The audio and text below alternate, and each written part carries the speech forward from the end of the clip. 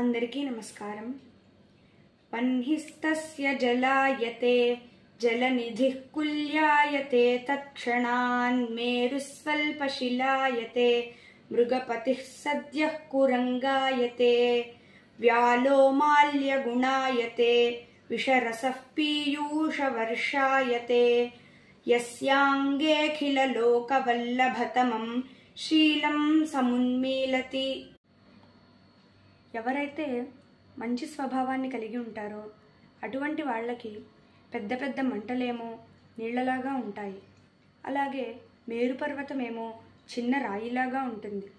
సింహమేమో జింకలాగా, విషాన్ని నిండిన పామేమో పూలమాలలాగా, విషమేమో అమృతంలాగా ఉంటుంది.